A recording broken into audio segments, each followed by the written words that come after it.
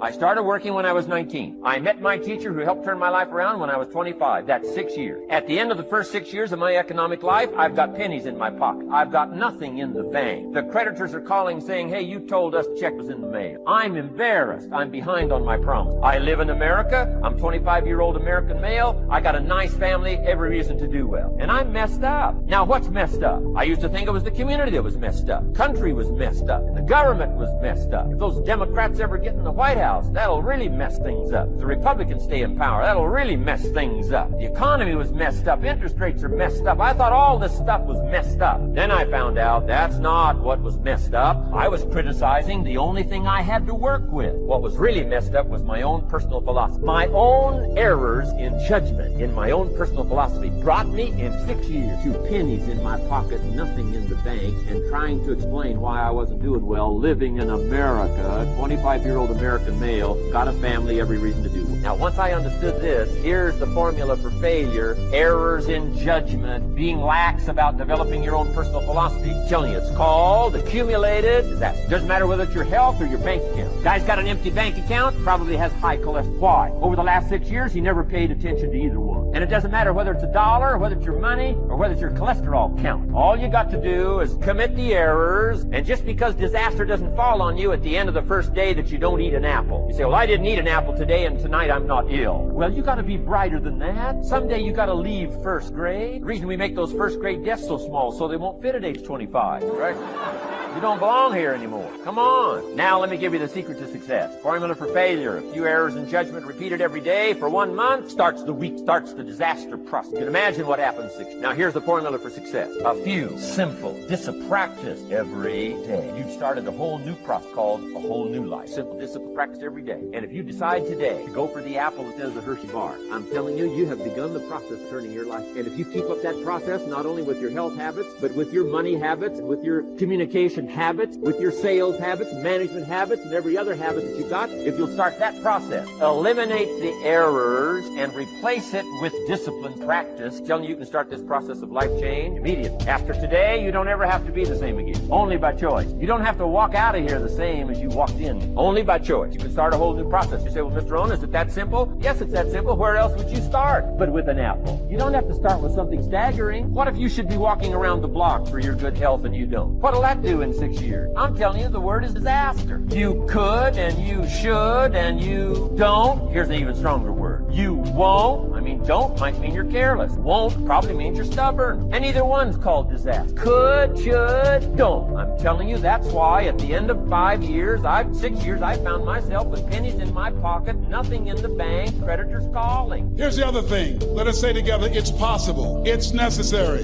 It's me. Yes, write that down. It's me. Take ownership for your life. Nobody can live your dream for you but you. Nobody's going to take care of your business like you. Stop coming up with excuses. Don't give yourself permission to continue to live a small life. You can't fit a big dream into a small life. Give yourself permission to go for it, to test yourself, to challenge yourself, to live full. Like the saying, always strive to get on top in life because it's the bottom that's overcrowded. The reason you're here is because there's something in you that says, I can do more. This just can't be it. There's something in you. There's a calling on your life. There's something in your heart that caused you to get dressed and spend the money to go to seminar after seminar and listen to message after message and speaker after speaker, because there's something in you that tells you this is not it for you. You have not peaked here. There's more in you that you are expressing. Eye has not seen, ear has not heard, nor has entered the heart of mankind what's in store for you if you challenge yourself, if you persist and persevere, if you take ownership for your life. George Bernard Shaw said the people that make it in this life, they look around for the circumstances that they want, and if they can't find them, they create them. Create what you want. You have the power in you to do the more than you can ever begin to imagine, to control your destiny, to make a difference in our children, to make a difference on the planet, to make an impact. Let us say together, it's me. Let us say together, it's hard. Say it like you know it. Say it's hard. Ladies and gentlemen, it's hard. There are people who have seen their retirements taken away from them by the corporations that they work for. They were within 2 or 3 years of retiring, and they had it taken from them. The number one entrepreneurs in this country now are senior citizens. The number one employer, number 2, McDonald's and Walmart. And there's nothing wrong with those jobs. I guarantee you those people did not have a plan to end up living their lives at the end of life with those types of jobs. And they didn't have a plan like you have, and while you're investing in yourself, not to. And it's hard. There are people making choices between purchasing prescription drugs or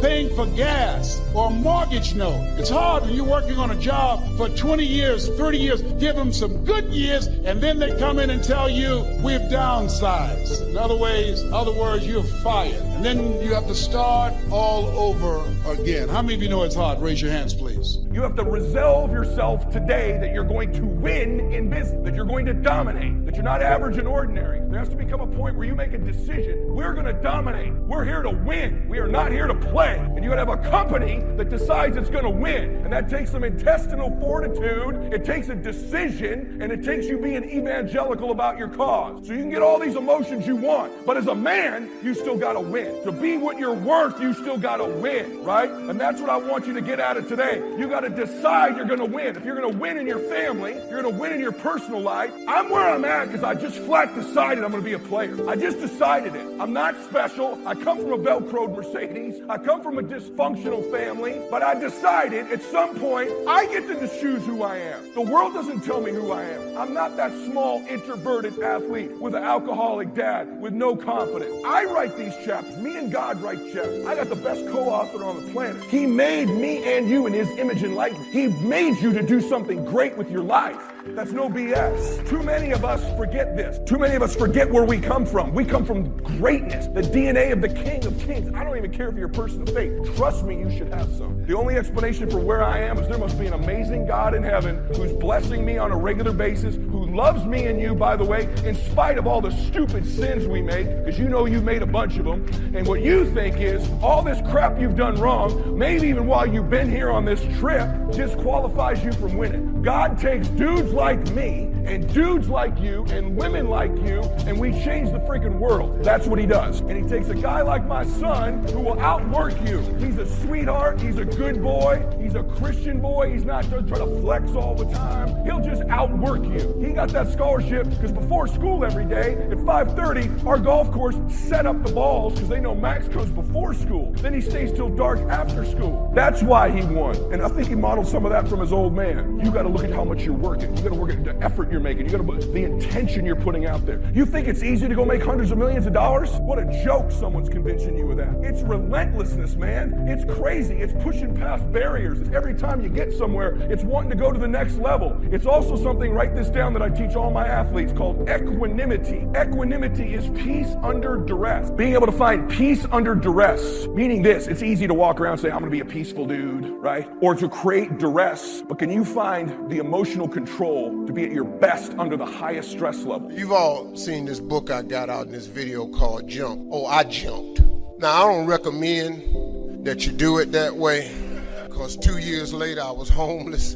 Because the first year of comedy I made $3,400. The next year I made $4,800. And the third year I made $5,100. I got a wife, a set of twins. I'm sending every dollar I got to them. So I tried to live on $50, $75 gas, 38 cents a gallon back then. I just stayed in my car. So I lived in my car for 3 years. 3 years I lived in my car. And what happened was, I just said, man, so I used to fish all the time to eat, because I'm a fisherman, bass fisherman. So I used to stop at lakes and ponds, just fish. And every night, every month, I could run off somebody's land. Hey, get away from here. Hey, move along, that's not yours. Hey, stop fishing here. I just get run off. And he didn't understand. And one time I had fish on the line. They said, you got fish on that line? I said, yeah. Throw them back. I had to throw them back, because I used to stop at rest areas with them little cast iron grills. I kept charcoal in my car. I started a fire and I eat fish. There's some days I wouldn't eat. So that they thought I was just fishing, but I was eating. So I said one day, I said, man, you know what? One day, man, I'm gonna give myself myself some land. I'm buy myself a piece of dirt. So fast forward, God bless me. I get on TV when I'm 38. I'm on Showtime at the Apollo. Lord have mercy. They gave me my money. I saved my money up. I saved $250,000. I said, I'm going to give me some land. I went to Texas and I'm about to buy some land. But before I went to buy the land, I was curious. I just had the thought. I said, man, I wonder how much land is on earth? How many acres is on earth? Because you know it's not going to change. You know, God lets you fly. God lets you dive on the water. God don't let you make dirt. Can't make dirt. So I looked it up. It's roughly over, just a little bit over, 36 billion acres of land. 36 billion acres of land. So I just got a little bit more curious. And I said, well, how many people on earth? I looked it up, and it was about 6 billion people on earth. So I did some Steve Harvey thinking. I said, okay, if it's 36 billion acres of land, and it's about 6 billion people on earth, everybody ought to have 6 acres of land. Not just me. You know, I just think. So I asked God, could I have 6 acres? That's all I wanted. Because you know the one thing I wanted? I didn't care if I put a house on it or nothing. I just wanted to be a stand somewhere and couldn't nobody run me off. I just wanted.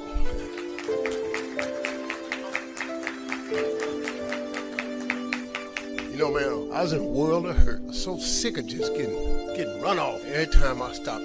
Got this money, man. I saved my money. I saved $200,000. I'm going and I'm looking for some land. First day I see a piece of land in Texas, so beautiful. I couldn't have rolling hills, had a pond on it where I could fish. A dude took me over there. I look at the land and I'm looking out. I said, man, this is great right here. I said, sir, how much is this right here? He said, well, it's about $600,000. Man, I ain't got that kind of money. He said, well, how much do you have? I said, I got $250,000. I said, well, let me think about it. He said, let me think about it. And I was standing there, and then I stopped. I said, sir, can I ask you a question? How many acres of land is that? He said, this is 6 acres. 6 years ago, I just asked God, just give me 6. See, I didn't want a whole lot of it. I just wanted my cut. Just give me my 6. And so I said, ain't this crazy? So I thought about it. What could work out? Right before I got ready to say it, the guy that took me over there said, Steve, let me show you. Took me over this hilltop. Took me over this hillbilly house named Jerry Campbell. Now, I don't really care for hillbilly because, you know, we don't, I just, you know, when your voice, I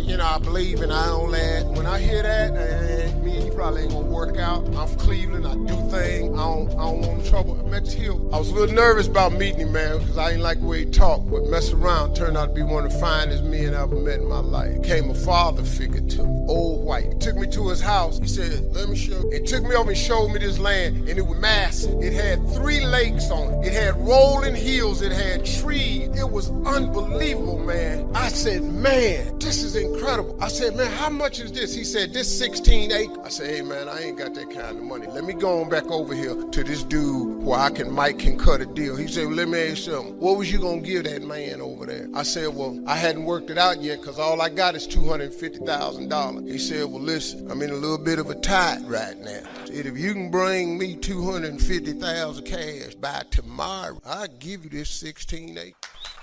I showed up next day, $250,000. 16 acres. See, that's grace and favor right there. That's what that is. So my first piece of land was 250 acres. So I said, man, this is the land that I'm going to save for my family. I'm going to fish on the rest of my life. I'm going to be an old man. So then I got to thinking, I said, hold up, man. You mean you have not because you asked now? I asked for 6 years ago. He showed me 6, but he gave me 16. So I went to God. I said, God, listen to this. I'm from Cleveland. I got a couple partners that's locked up. They probably won't be using they 6. So I said, Lord, could I have they 6? And he said, yeah. So every time acres came up available around that 16, I bought it. And I bought 6 more. And then I went back and I said, well, Lord, you know, all my friends ain't locked up, but some of them just ain't, you know, they just ain't nothing. You know, they don't want nothing. They ain't trying. Could I have they 6? So he gave me they 6. And so then I was doing a show one time on HBO. A friend of mine, he's an atheist. He don't believe in God. He got a late night show. And he asked me to do the show, and I thought I was going to be on there telling jokes. But come to find out, he was doing a show on atheism. And I turned him down. I said, I don't want to talk. He said, man, why don't you come and talk? You're a man of faith. I said, well, I don't like arguing with people who don't believe in God. You don't believe in God, I think you a fool. And I'm pretty sure since I believe in God, you think I'm a fool. And I don't think two fools ought to be standing around talking. Let's just end that. He said, man, come on and do the show. So we did the show. I hated it. But after the show, I counted all them atheists. And it was 6 of them. So I asked God, could I had a 6? Because I know good and well, they ain't going to ask him for nothing. Cool. So he gave me they 6. Next thing you know, I had 270 acres of land. Now let me tell you something. I'm so busy now, I don't even get to go. And I thought I was saving my kids' rest of life. God had no. That's the ranch that I have my mentor camp. I bring 1,000 black boys out there with 1,000 single mothers, and that was the purpose of that ranch. I never go there to fish at all. But see, that's what I wanted. I thought that's what it was for. But God got another plan. His way is way bigger than yours. You can't even see his way. But you got to start the hustle.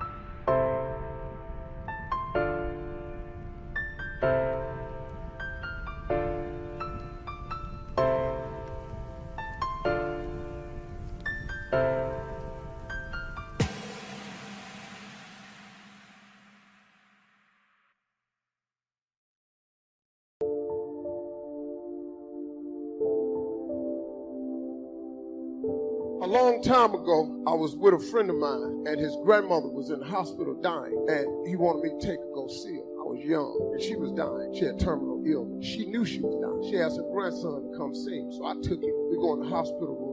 And, she was in there. So I was standing behind him. We was at her bed. She said to him, she said, do you know your great-grandfather's name? My boy said, no, Mom, dear, I don't know his name. She said, you know why you don't know his name? He said, why, Mom, dear? She said, because he ain't leave you nothing. She said, when you walk away from my bed, you ain't going to see me no more. She said, go live your life so your children's grandchildren will know your name. Live a life where your children's grandchildren will know who you was, man. That they know your name. But they ain't gonna know your name if you wasn't great. They ain't gonna know your name if you don't leave them something. You cannot leave your family, your job. My mom and dad, as great as they was, they left me empty-handed. But boy, the church she put in me, the God she put in me, my father instilled in me manhood. Do what you say you're gonna do. Them two things from that Sunday school teacher and that coal miner shaped and formed who you standing in front of today. This who in front of you. Somebody, but that lesson that grandmother taught that dude, it wasn't for him. It was for me. See, God just sent me there that day, but I needed to hear that. And ever since then, I've been trying to make my life so my children's grandchildren will know who I was when I leave this earth. That's what you gotta do. You ain't gotta clap for me. I don't really care. Look, man, I'm gonna teach you 4 things real quick. Now, people told me one time, said, Steve, you missed your call. You should have been a preacher. No, I cuss way too much. I'm the last person need to be in a pulpit. I promised Dr. Boyd I wasn't gonna cuss today. Now, I wanted to 3 times already, but I haven't, because Dr. Boyd said this is a dignified event. So I'm just gonna honor that. Me personally, I don't see nothing wrong with cussing. Somebody said, but Steve, his kids in here. All your kids done heard cussing. And if they haven't, I recommend you start, because it cuts back on butt whippings. Lesson 1 is live your life so your children's grandchildren will know who you are. Go be great, y'all. Take this degree and make it more than just a piece of paper hanging on the wall. Take this degree and go change some lives with it. Make it put pressure on yourself. Go out there and ask God to help make you great. Don't go be regular. I don't really care for regular. I never really wanted a regular life. I wanted an extraordinary life. I've been asking God for this my whole life. Now what he gave me is grace. Way more than I ever asked for. I ain't never thought I'd be. Look, I already know. Y'all could have had a bigger star come down here. Somebody with a bigger name could have. No, you couldn't. No, you couldn't. No. I don't even know why I said that. I tried to be humble, but let's quit front. You know good and well, I'm all that in a bag of chips. I'm Steve Harvey, man. Dr. Phil don't even know where your school at. Ellen thought ASU was Arizona State. Y'all got who want to be here. I come down here, man, because I want to come down here. Look, and bottom line, it's a diverse people in here. But can I tell you something? I love black people. I've loved black people my entire life. I ain't never shunned away from the fact that I was black. I starred on BET. I still go on BET. I know where it come from. Black people made me famous first. I crossed over, but my crossover was different. I built a bridge, and I let everybody come over here see how I am. But I didn't get on the bridge and go over there. Because see, when the bridge burned down, you got to be able to get back home. I never left home. So I've been this here the whole time. That's no disrespect to anybody sitting in here. I just got to talk real with you. Now, if you didn't want real, you should have had somebody else come down here. But this is the truth of the matter. Now, second thing I want to teach you. I want you to learn how to fail and win anyway.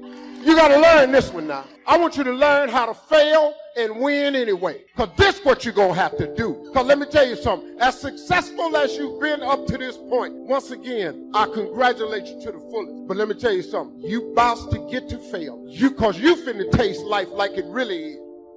Bill Bailey and I have been involved in other enterprises. But the enterprise, fortunately was successful. And we had a chance to affect a lot of other people's lives. But guess what happened over those years, and which continues to today? We continue to invest in each other. I come up with a great idea, I get on the phone, I call him. He comes up with a book he's read, just said, this is a masterpiece, you've got to read it. So we have this chance to invest each other. And while we walk the farm country of Kentucky, we invest in each other.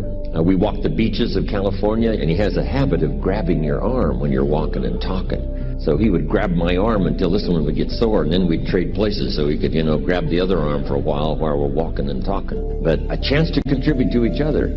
And what I share with him, he shares with others. And what he shares with me, I share with you and others around the world. That contribution of sharing with each other, being influential, leadership, making a contribution to someone's life that no telling how far it may go from the time it starts. Friendship is, it's one of the most valuable possessions in the world. Good friends, relationships. What really matters when we all get right down to it is that inner circle, when we should spend as much time as possible, maximum time, maybe borrow a little from other things that aren't quite that valuable, that are essential but not quite that valuable, and spend more time, family, inner circle, close friends, because that's where a lot of the drive and ambition to do well comes from. Making dreams come true for that inner circle, you and them, furnishes the fuel for high ambition. Not to be ambitious just for the name or for the fame or for the money or for the useful things you can do like generosity for the future, but at least to do as much as you can to nourish that association and communication, inner circle. Conversations in art, whether it's with a child or whether it's with husband and wife or friends. Used to be years ago, we wrote letters that only got sent or, received once in a while. Now we just jump on the phone and talk. But back then, people seemed to take thoughtful care about putting into words how they really felt. And it's easy to be a bit too casual and not put as much how you really care into language, especially when we're talking all day long and all day long. It's hard to be that unique when we really would like to be unique, say something extraordinary about how we feel, but it gets lost in sort of the mundane, ordinary conversation rather than taking the time to say something unique about how you care and about how you feel. When Judy, my wife, and I, when we parted ways, there's a chance to be, there's one expression called born again or reborn. We have a father for the first time, as well as a new baby. We have a new father. So it's the new baby's life to work out. Now it's also the new father's life. And probably as a father, best instruction would be to study and practice and work hard at seeing if you couldn't be a Class A father. If it's the mother's first time, we have a brand new baby, but a brand new mother. Now that she has a chance to live a brand new life, different life experience than ever before, shouldn't she study and practice and learn and listen, try to find ways to become a Class A mother? About 16 years ago, I became a grandfather, and I have practiced diligently now the last 16 years of being a 5-star grandfather to my 2 grandchildren, Nathaniel and Natalie. They're exceptional, highly talented. I just published a book of my granddaughter's poems that she wrote when she was 12, and the art illustration by her brother Nathaniel. I Love What I See is the title, by Natalie Pangrazio. Now she's 15, and she's written now a collection of 10 stories for children.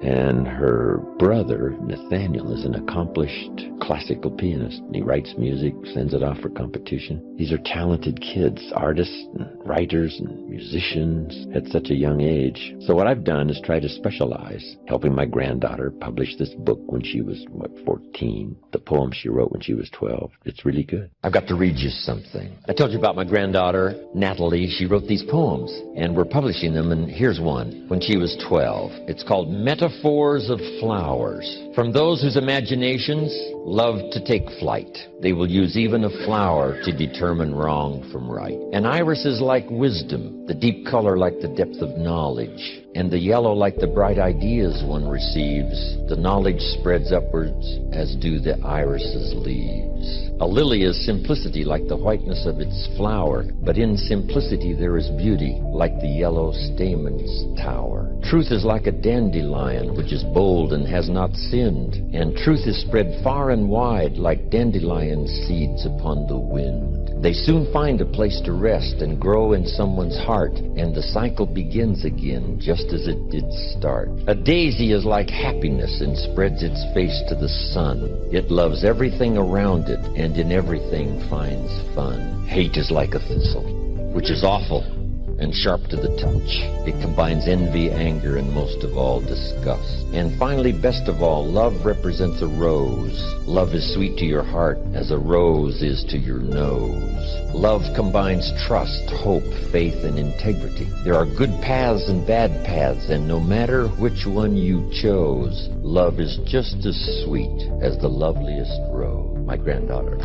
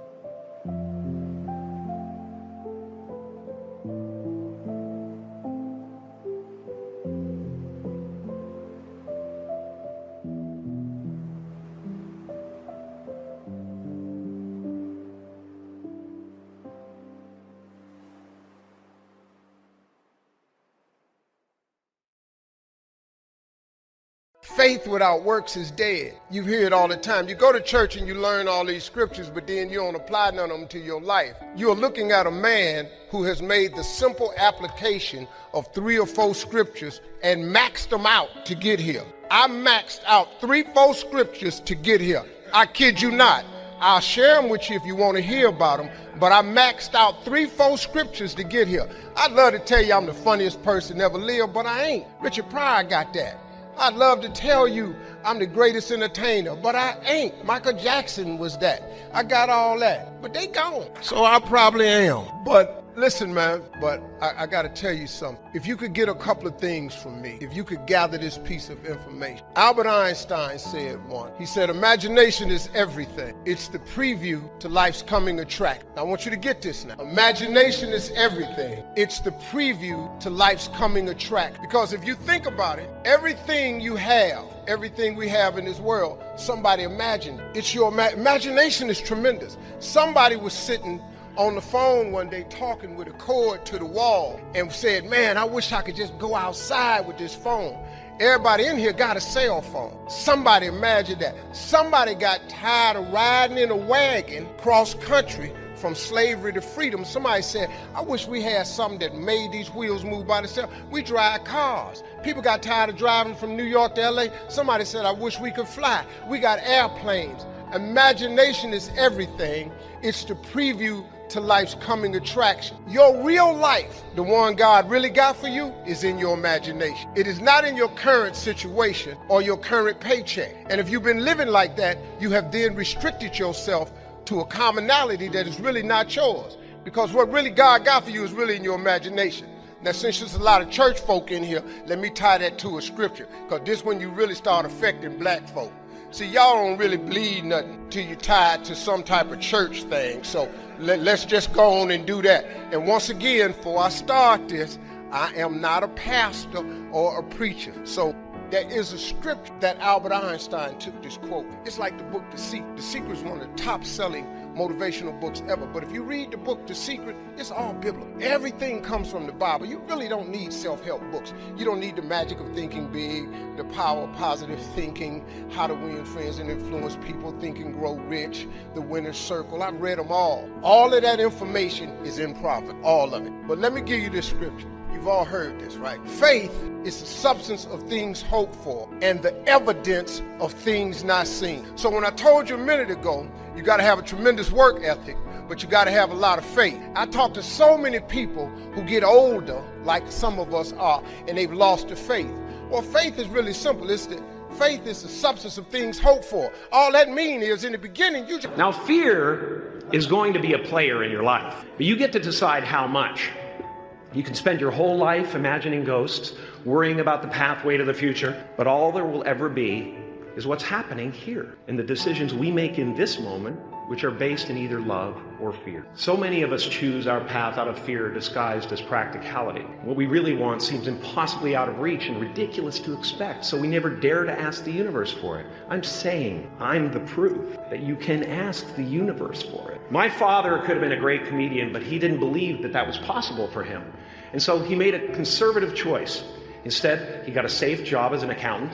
And when I was 12 years old, he was let go from that safe job, and our family had to do whatever we could to survive. I learned many great lessons from my father, not the least of which was that you can fail at what you don't, so you might as well take a chance on doing what you love. I watched the effect of my father's love and humor and how it altered the world around me, and I thought, that's something to do. That's something worth my time. It wasn't long before I started acting up. People would come over to the house, and they'd be greeted by a 7-year-old throwing himself down a large flight of stairs. When I was about 28, after a decade as a professional comedian, I realized one night in LA that the purpose of my life had always been to free people from concern, just like my dad. And when I realized this, I dubbed my new devotion the Church of Freedom from Concern. And I dedicated myself to that ministry.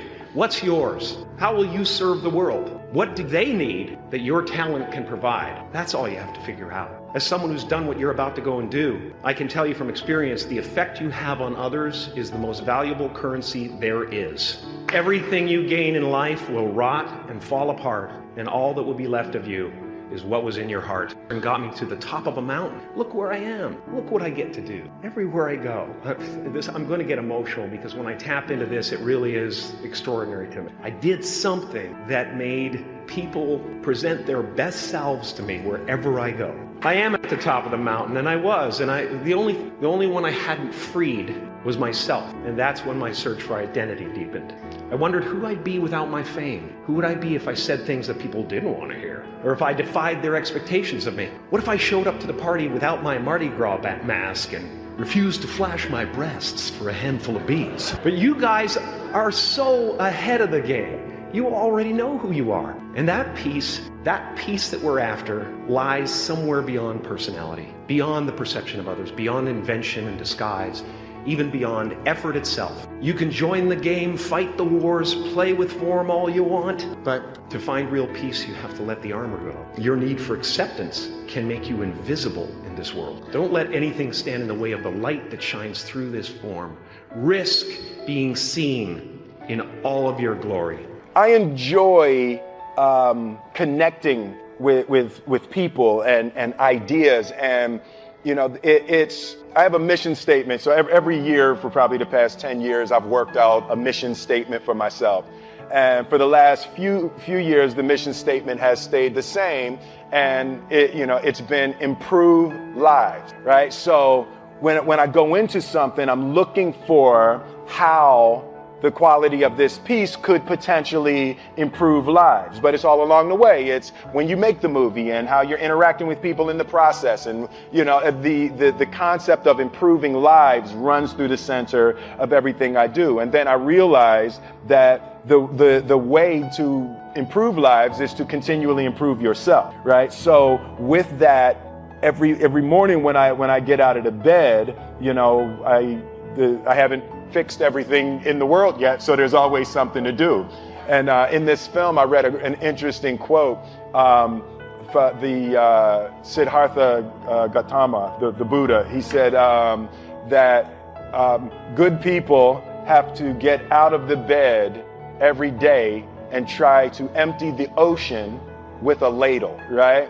And I thought that was, I knew that was profound, and I paused for a second and I said, all right, what the hell is a ladle? As the mentality of how you wake up every day to try to do good in the world. So for me, I'm really driven by continually trying to elevate my mind and elevate my spirit and care for my body, and to be able to love as many people as effectively as possible with this mystery of life that I've been given.